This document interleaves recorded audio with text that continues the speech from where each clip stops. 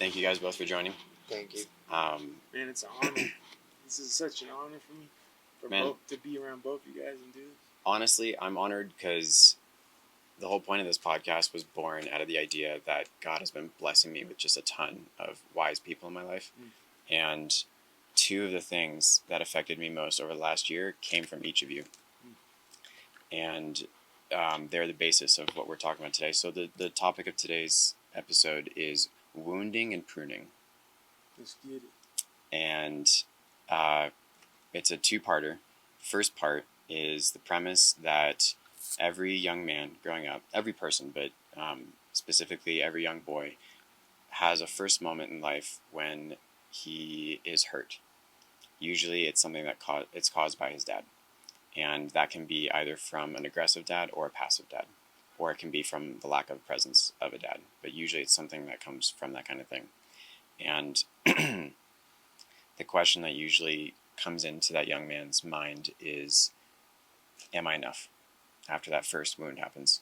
And there can be variations of it. Am I strong enough? Am I enough of a man? Am I cool enough? But that question leads us to start going through life and looking for things that are going to help compensate with that question and fill that void that we find inside of ourselves. And so that could be in a career, that could be in a friend group, that could be in a facade. People might try and invent a more likable personality. It could be in hobbies. There are so many ways that we can find things to feel better about ourselves and who we are. And so I know for sure that my wound, when I was younger, I never felt cool. And I know the first time, I know my dad, there's a chance that he's going to watch this episode. And I know too that I'm also trying to address this now out of the wisdom of knowing that someday I'm going to be a father, and statistically there's a very good chance that I will be the cause of my son's wound. And so I'm trying to kind of have the mindset of what I can do to prep for that day. But I know that my wound growing up was I wasn't cool enough. And I can remember when I was a kid, there was a time when the first time my dad went to work on the car, or he was fixing a light or something. And I went with him, and I was the one holding the flashlight. Right. And he was like, "Hey, stop moving it. Keep it still." And my arm hurting, but I didn't dare move that arm after he said, "Keep it still." That's why you're so buff, bro. I see the tricep poking. It's just from the flashlight holding. But I remember my mom coming out and saying, "Hey, you need to explain to him what you're doing. Don't just make him hold the flashlight." And he was like, "He's not going to get it. He'll get it maybe someday when he's older." And I think the message that I got back then was that I wasn't smart enough or just intelligent enough to understand, so it wasn't worth it, or why you use the time on me. And reflecting and looking how my walk with Jesus has gone, I think that's been a very consistent theme of being cool enough or being enough in the presence of others. And now, of course, it's a different story, but we'll get to the pruning and the growth part of it. You don't still feel like that, though, right? So, is it come and go? It's not really come and go. I think that as a kid, I probably felt that 100%. I also was just kind of a weird kid. I only ever had maybe one or two friends. I was usually the quiet kid and super nerdy. Loved, staying inside and watching Star Wars, and it seemed like everyone else in my class was outside pushing each other on the playground and knocking each other down and playing football and soccer. Look at you now, bro. I mean, that's bro. An ice bath. Doing ice bath. Seeing on the worship ice teams. What the heck? Leading Things change. Podcasts, leading men. Bro, that's insane what God can take all of our insecurities and literally flip them on their heads. It's true, man. I've come a long way. But I know for sure that wound made me seek validation from others. Right. And that has been the core of my journey with Christ, is letting go of that validation from others and turning it to Him.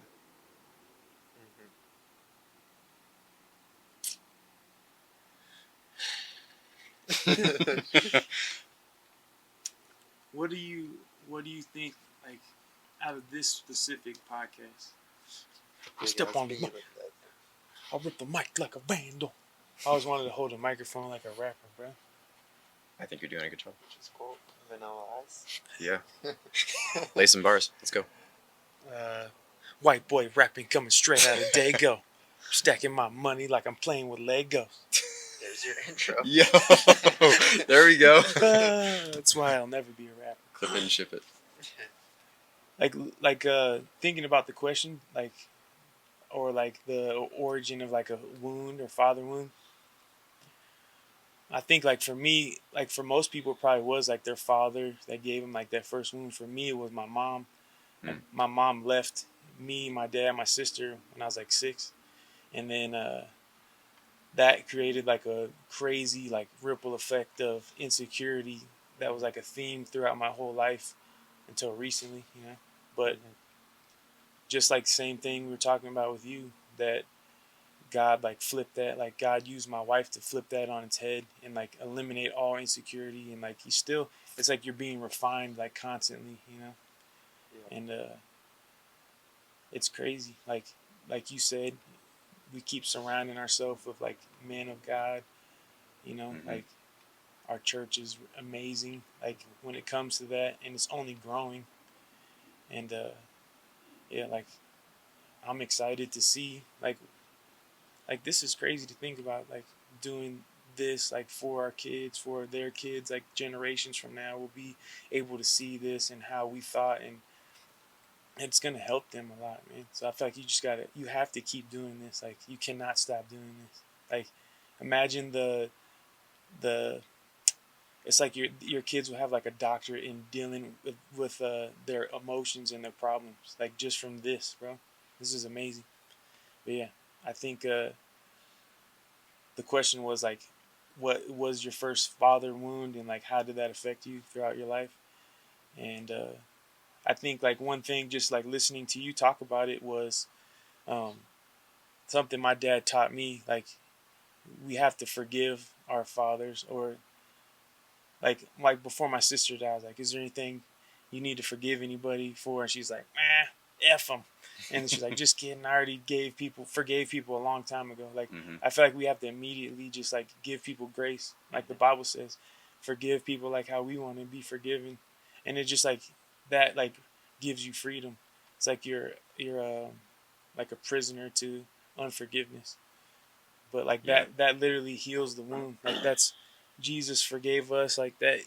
We need to forgive everybody for no matter what it is, big or small. Um, yeah, I don't know. What was your father wound? He slapped you. It was these ears Yeah, right I here, got bro? slapped up, man. It was your ears. I guess for me, and then it was great listening to your guys' stories, but same for me. I didn't have like I don't remember like a specific wound, but when I was young, my mom and dad separated. So I moved around a lot. Like I moved with my mom, then I moved with my grandma, then I moved back with my dad, then to my aunts, and then back to my dad, then back to my mom. So I was always moving around. So I could relate with you in like a lot of ways where anytime that I moved somewhere new, I kind of like never felt like I really fit in, or maybe I had to like kind of force it or something, or seek some kind of validation, but maybe subconsciously like it did wound me. And like come to think of it, I never really thought deep about it. I thought that's just what my life was at the time.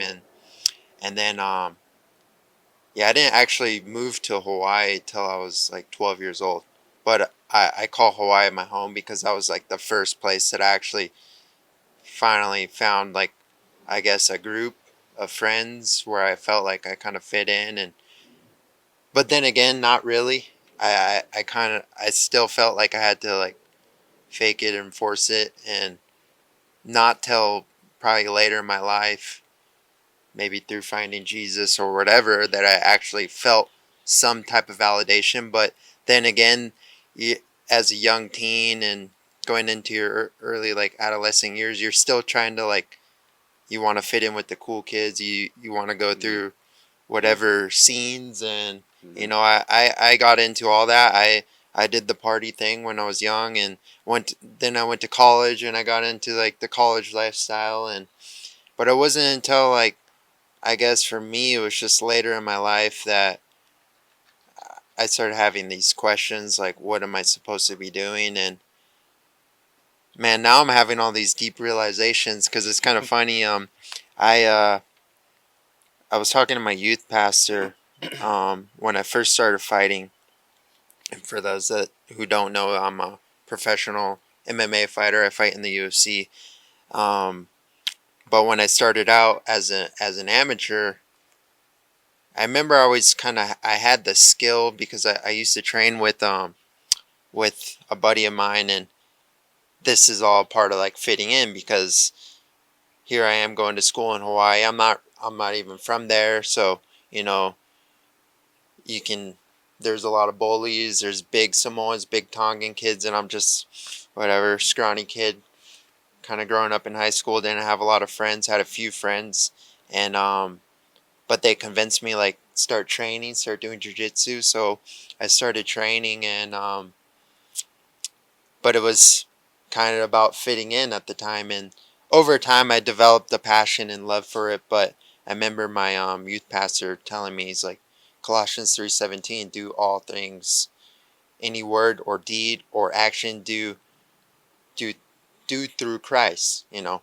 So I started applying that specific verse to the things I did. Like even if I went surfing, I was like, well, God gave me this talent, so I'm going to use it for him. That's like that was how I was able to get most out of whatever I was doing. So as I was getting better throughout the years, like in my fighting, and I always remember that verse that I was doing this for God and doing this for Christ, because I was blessed with these talents, and one day I was gonna affect someone through my fighting. That's kind of how I got into fighting, and but it's funny that you say it was like the validation thing because in the beginning, my see, this is a long story, but my wife Great. Savannah, her two brothers Zach and Skylar were both fighters at the time, and I haven't even at this point I haven't even had taken a fight, but I was training and doing everything, and they were the ones that kind of convinced me. But now come to think of it, I was seeking some sort of validation because I really liked Savannah. She was one of my best friends, and at the time when I was in college, I was kind of having like I had already pictured myself marrying her and like prayed to God about it, Awesome. and like it's crazy. Like everything I prayed for, I have today. I prayed that I was gonna have a family with her. This is me in college in Iowa, and she's in Hawaii. I prayed that I was gonna marry her, have kids with her, and have family with her, and I have all that now. And You said kids So plural though, cool. bro. We need to know. yeah, I have a kid right now, but more is coming Working soon. on more. Leave Yeah, it in, bro. Okay. yeah, You both are dads too, yeah. yep, Two kids. I have 3. You have three. Yeah. 3 kids, and you got one. yep. Um, and I totally forgot to go over introductions. Do you guys want to give a quick intro on who you are and what you do? Hold on one second. Let's move the camera. Yeah? I feel like that's gonna overheat. We can put Yeah, it it behind might. like a chair, and then it'll be able to Okay. see Sure. better. All right. Do a different angle. I wonder if my phone overheated yet. All right, introductions. My name's Daniel Lee Widders. I'm from San Diego. I've been in Las Vegas since 2004. I'm a barber. Started off working in a lumber yard, then played college football, then worked at a strip club for 12 years. Been cutting hair, taking it seriously the last 3 years, and married my beautiful wife Amy. 3 kids: Madison, Christian, and Corinthian. Grateful. Got some of the best people in the world in my life, best men, and yeah, that's it. Best church, best everything. Grateful to be here. Very honored. This is like, man, just very honored, bro, that you would even think of us to come talk to you. And this is my brother Dan, who tries to copy my name. Well, since my friend Daniel here killed it with the introduction, my name is Danny Gay. I'm a UFC fighter. Yeah, booger. UFC Now it's UFC the best fighter intro ever. and a Christ follower and a wife. Not a wife. I have a wife. You are one?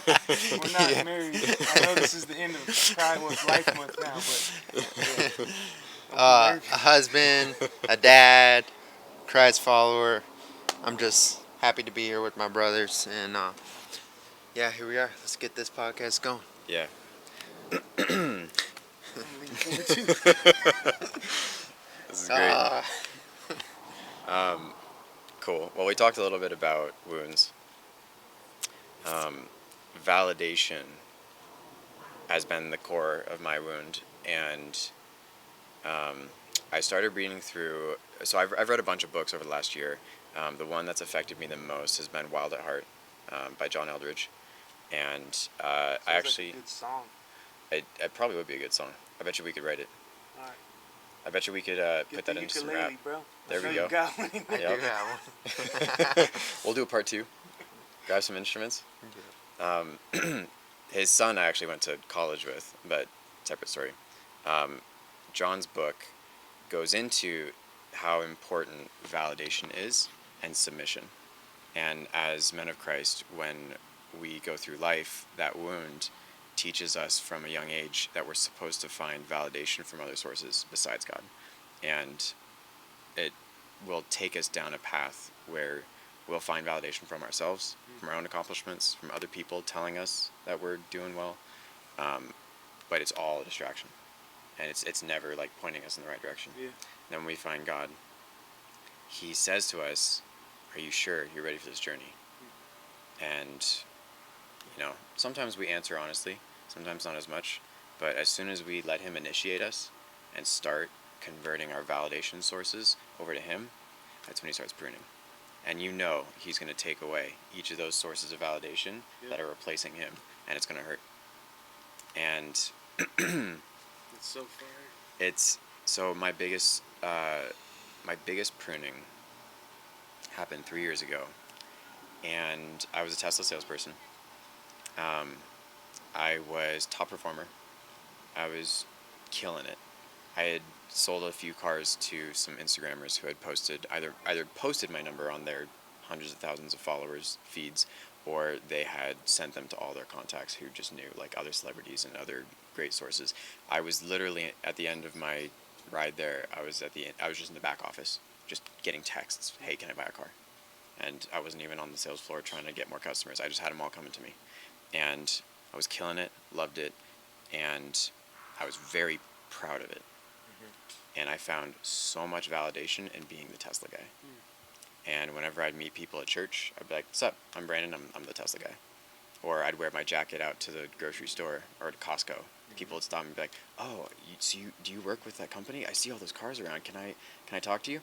Made plenty of sales that way, walking around at Costco, but that was still my identity. Yeah. And at one point, probably like 6 months before I left Tesla, I was praying about it. And I talked to my old youth pastor, and great guy, also named Brandon. And he challenged me and he asked me, "Hey, do you feel like you're in too deep? Do you feel like this is like becoming too much of you?" And at the time, I said anything I could to kind of placate him. Like, "No, I think I'm okay. Like, I'm crushing it, but nothing wrong with going hard for your career." And he was like, "Are you sure? Like, are you killing yourself till midnight every night, selling cars, or trying to, further your growth with Jesus?" And I was like, "I feel like I'm doing okay." I said whatever I could just to like let the conversation go because it was touching an uncomfortable spot. And sure enough, God took it away. He pruned you. He pruned me.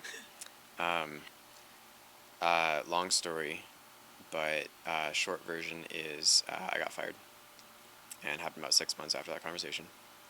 And the official reasoning that I was terminated was that I had received a couple of gift cards from one of my old customers, and they used that as part of a policy to say, "All right, you're gone." and it was 100% a God thing. Everybody on my old sales team was receiving gifts left and right from customers who were super grateful about it, but God saw that and He took it away. And in the same year, 6 months prior, I was in a long-term relationship that I was very proud of, and I was actually engaged. And I felt pride in the sense of being in a long-term relationship where I I had a very beautiful girl. I felt like we were a power couple, and I felt a lot of things that gave me validation just from being in that relationship that I for sure was not submitting to Christ. And sure enough, Jesus led us towards a breakup, and we didn't pan out. And so, in the course of 6 months, I lost all of my identity from my relationship and all of my identity from my job. And I remember in the silence of me being walked out of the building at Tesla and going home and just sitting in my bedroom. I had all these appointments lined up the rest of the day. I was going to sell so many cars, and then I was sitting there and just stopping and thinking for a minute. And it was the first time I heard God's voice clearly in years. And that was where my pruning kind of started. What did God say? What was the voice? He said, "Man, I've been trying to reach you for a while." You had the phone off the hook. He said, "You've had me on silent for way too No long." vibrate, no nothing. Yep. It's crazy. 'Cause I feel like if you talk to most like followers of Christ, most men of faith, there will be a moment where something similar to that has happened to them, and they had to give up their identity to follow what is the way, the truth, and the life. And I think the real strength comes from being able to praise God on this side of not knowing what's on the other side, like not waiting until He got you through, but praising Him now, during and after. That is Mm-hmm. like that really like shifts everything. Like similar with me, um, one thing Pastor Omar said to me like a few weeks ago. It's like, you got to be the barber guy before you can be any other guy. And it's like I had to be the work in the lumberyard for my dad guy before I could be the play college football guy, before I could be the work in a strip club guy, before I could be the husband guy, the father guy, like so on and so forth. Mm-hmm. But I think like one thing that's super important that you touched on is do not put your identity in anything besides God. Mm-hmm. God has to be over everything in our lives, then our wife, then our kids, then our family, then our friends, and everything else. And like, Yep. if we can establish that as like the Bible says, like Jesus is our foundation. Like we'll be immovable. And I remember a long time ago, Pastor Jabin was talking about like the full armor of God, and like the thing that stuck out to me was the shoes of peace, right? And then he starts breaking it down. That's like what I love about our pastor. It's like he literally can teach us the Bible and he could go preach his butt off, and like, but he could go anywhere in the world and do that, but he chooses to come here, City Light, and preach and teach us the Bible. But he talks about the shoes of peace were like cleats, like when you were in battle you would wear cleats, and it made me Yeah. just like resonate as a former football player. You're wearing cleats in battle, you're planting your feet, so because we're gonna go like Jesus literally says there's gonna be trouble in life. Like you're gonna go through it. It's not like he's like, oh no, maybe you no. You're gonna go through some stuff. But if we can plant our feet on that foundation, have peace, like we'll be able to get through anything. And like I think, like we all, like you were saying earlier, you like trying to fit in, or you were saying earlier trying to fit in. Like I feel like we all try to fit in, but this is for me. I can't really speak for you guys, but for me, I feel like this is the first time in my life where I don't have to try to be anything. Just I can be who I am. You know what I mean? And like be able to, once you know that, you can dig deeper and really find out who your identity in Christ is, instead of your identity in this world. Mm-hmm. 100% agree with you, both of you guys, on just I guess the identity in Christ. And right now, I feel like I'm going through my biggest pruning stage in my life, like right now as we speak, and it's kind of cool to hear you guys talk and decipher on it, because I guess a little background in like throughout this last pandemic in my fighting career, like I found a lot of identity in my fighting career, because that was the only way for me to show publicly that I'm doing something right, I'm being successful. And then, I mean, going back to the beginning days, like doing things through Christ. I do this for Christ because He gave me these tools and gave me these talents. But over time, and I was talking to Dee earlier, about this before the podcast. When when money and fame and validation and all that stuff starts getting in the way, like you lose sight of the overall picture. And he broke it down perfectly as, you know, my only validation comes through God, which is crazy. And you have to fully understand and realize that. And for me to realize that was going through what I'm going through right now, which is losing. You know, throughout the pandemic, I went on a 6-fight winning streak, which is pretty hard to do in the UFC. I'm fighting some of the best guys in the world, but even in the pandemic, it was like scary. Like they asked us, this was beginning of 2020, and we didn't know what was going to happen in the world, but I had faith then. That I was like, I'm just going to, take a leap of faith and try to do this thing. And I took 6 fights and I won all 6. And then I hit a bump in the road. I fought this guy, Calvin Cater. He beat me in a 5-round main event fight. I lost the decision.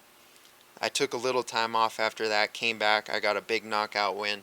That was like everyone screaming my name. Got a big bonus for the fight, knockout of the night. And like I found validation again through that. Like here I am, I'm back. I lost one, but I'm back. And then after that, a lot of things were going on in my life.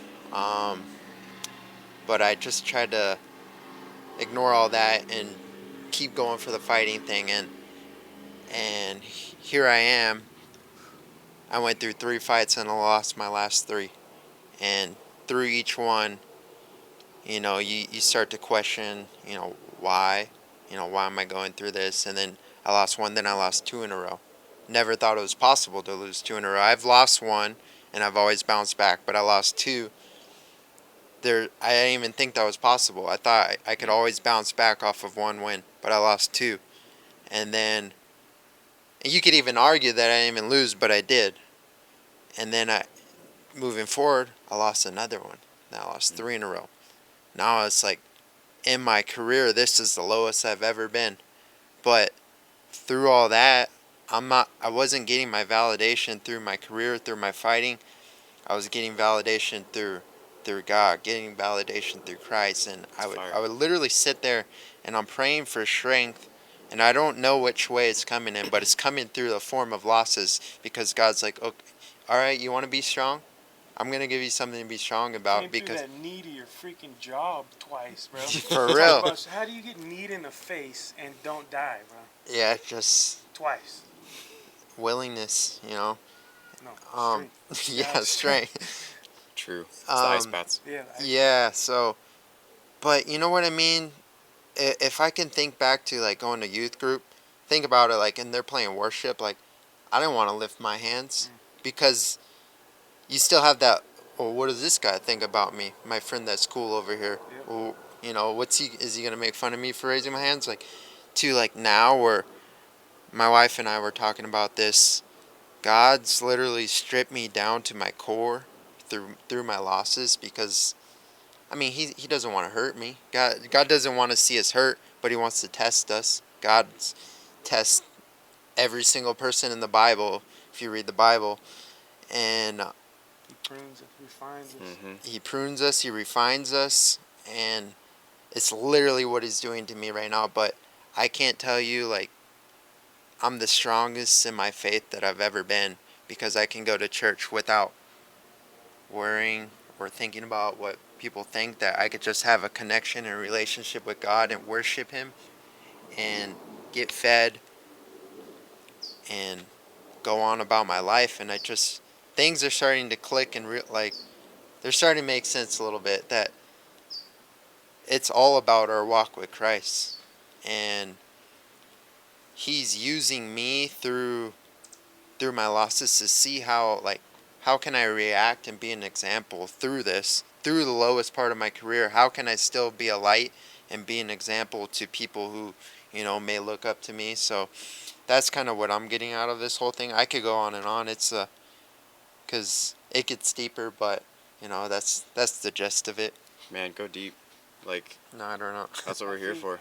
Bro, I think like one thing that you just said that stuck out to me is like youth group, not like worried about raising your hand, like worshiping. Yeah. God obviously doesn't care. He's not. It's not he doesn't care, but he's not more concerned with you raising your hand for victory, right? He would rather you have your hand raised and worship to him, because that's for sure he's getting all the glory. Like you're literally submitting. It's like in a fight you're trying to submit your opponent. With God, we're trying to submit ourselves to him. You know what I mean? That's good. And like being submissive, like it's not like weakness. It's being underneath, like submarine, under the water. Like we're getting underneath God. You know what I mean? Just like Pastor Jabin was talking about his dog with the leash. Like we're right there with God. Yep. And I feel like I've known you for a couple years now, and I could see you just getting closer and closer and closer to God. Same with you, closer and closer and closer to God. So I think that's something we probably should ask him for every day. Like, Father, keep us right where you want us to be. Don't let us be anywhere else, because like his boundaries are pleasant. Where he wants us at is pleasant. Yeah. It's great, Like look out throughout your whole life, when you felt the most secure, when you felt like, the best is when you're the closest to God. And It's right now. right now, bro, Yep. this right now it doesn't matter like what I'm going through in life. Yep. Like it really doesn't matter, and it's like you don't really even know what other people are going through in life either, and which is why we should be loving everybody too. But like literally, it doesn't matter what we go through, up, down. We got God with us, bro, and we can't ever like lose sight of that. Don't put our identity in anything else. I think it's like, I see it as like God gives us like a crank, like a lever, and then sticks it in our path, and we see our path going ahead of us, and once we let him, he starts like winding that crank, and instead of our path going like this, our path starts going like this. And I think that it takes some time to adjust for us starting to walk uphill as opposed to just walking flat, walking straight. Or down into heaven. And I think that we trip. And I think that as we start trying to go like the uphill way, that it's not perfectly like this. It might go like this and then down and then maybe a little bit higher and then down. And I think that Peaks and valleys. yeah. And I think Jabin, he posted something like that on Instagram not too long ago, about that's how your walk with Jesus will be. It's not like this. It's like this, and then you'll come back and then further and further. But it's a slow trend upwards. Yeah. And I think that there's so much beauty in that, because I love the analogy you just made of like raising your hand for Jesus instead of like raising your hand in victory. And yeah, I think that we're going to go through plenty of moments of losing, and through that loss, I think the pruning process probably won't ever end. I don't think that I'm ever going to feel fully pruned in my life. I think that he's probably taken off the big dead branches right now. Yeah. And I know that I'm a flawed person, and I know the rest of my life I'm going to keep doing little things here and there that aren't correct. And I know I'm going to keep fighting and keep trying to go higher and higher in my climb, but for sure I know that I'm a flawed guy, and I'm a broken person. Yep. And it's about the climb. One of my favorite worship songs, this will sum my point, one of my favorite worship songs has a line in it that says, you don't want perfection, just my soul's attention. And I think that having our soul's attention on him is such a hard thing to do when you go your whole life not doing it. But if you could fight for that every day to remind your soul to be paying attention to him, that's like what counts. Your life just becomes so much more simple if you can like understand that and follow that, because there's so many distractions just in the world, through media, through news, through friends and family and culture and society, and I really think kind of like just this course we're going through at church right now. It's like the foundation's like Mm-hmm. breaking down what is the foundation. The foundation is Christ, Mm-hmm. and if we can wake up every day and put on our armor of God, the helmet of salvation, the breastplates of righteousness, the shoes of peace, the shield of faith, the belt of truth, the sword of the spirit, like we we can't be touched. We can't be. The battle is won. The enemy can't defeat us, and Mm-hmm. it's those daily anxieties and struggles that you can't give the enemy those small victories because he already lost. He's just trying to trick you. So man, it makes me smile because when I think about how simple life is to just literally wake up and follow Christ and be a light in this world. Mm-hmm. Like it just makes me happy to think about, but it takes a lot of pruning and wounds, you might say, to understand and realize that. But that's what people are for. That's what we're Yeah. for, to spread this message through our experience, for others to learn from. That's how I used to learn a lot from fighting, when I would watch other fighters. Even when I watch other fighters make mistakes, I'd be like, you can learn from that and not make that same mistake watching someone else go That's through it. wisdom, because I'm the opposite, Yep. bro. I had That's to what get books beat, are for. I had to get beat Yeah. up like 1,000 times. in Yeah. life. So I think it's just cool that we all get to share this little bits and pieces of wisdom, and Mm-hmm. um, our kids or whoever listens to this will get to see and experience and learn from it. So they don't have to go. They'll go through their own trials, but they don't have to go through the exact same things we went through, um, which is cool.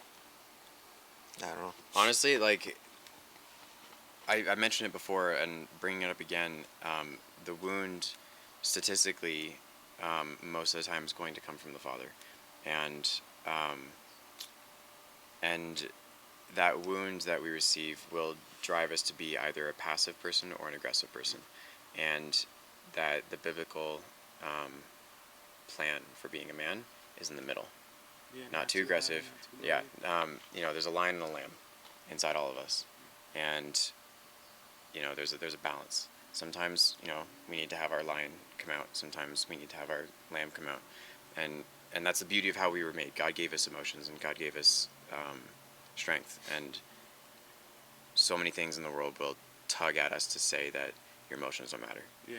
Or some things will tug at us to say that your strength doesn't matter. And Jesus' plan for us is to be right down the middle. Yep. And we can't find that center until we start submitting to him.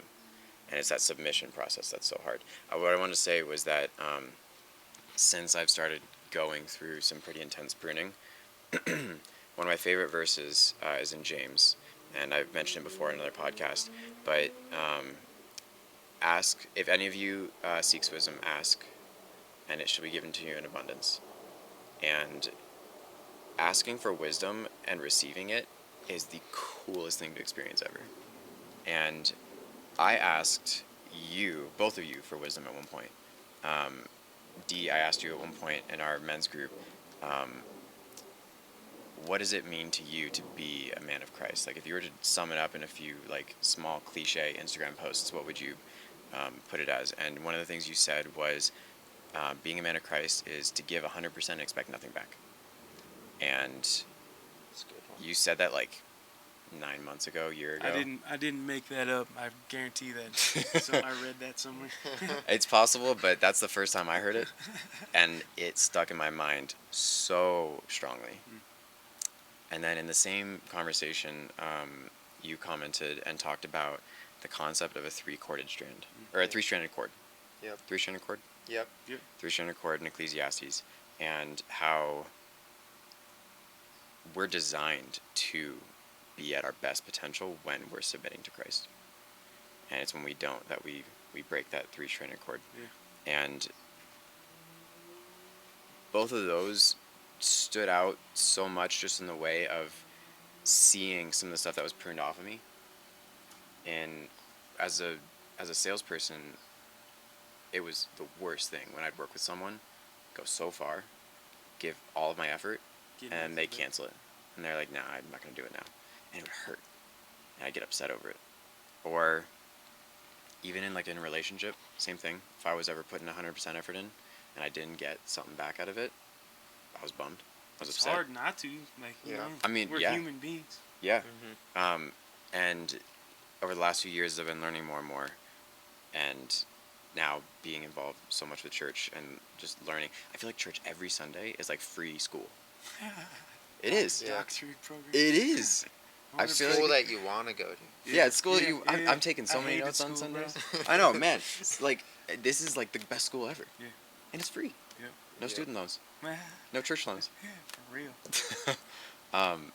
But that Not that has tithing, bro? resonated a bunch. Yeah, go. You better be tithing, Yeah. bro. I know, that's all yeah. I'm saying. No, yeah, for sure. Like honestly though, like I had to start tithing again, and that was a huge thing. That was something I was pruned in. Yeah. God had to like reach out and say, "Hey, this branch is dead. You Yeah. holding your money back in your finances. You need to start pruning. You need to start tithing again." I just like, I think back to. Think you don't hold my hand. You think back to the word, like the sword, right? The word, and it's able to separate soul from spirit. And then you think about like the different spirits there are. There's a spirit of fear, and Yep. we need the word to separate the fear from what God has for us. Like separate being wanting to be the best Tesla salesperson ever, wanting to be the best boyfriend, fiance ever, wanting to be the best strip club host ever, wanting to be the best UFC fighter, and like all the things that come with that. It's like God is in that stuff, but it's like He wants to make sure, like we know, like no, make sure, like your soul is where it's supposed to be, you know. And I think that comes with the wisdom that you're talking about. And like if we pray for wisdom that's beyond our years, like then we'll know that that's coming from God, you know, instead of us thinking it's some worldly thing or we're smart, you know. And I don't know. I think,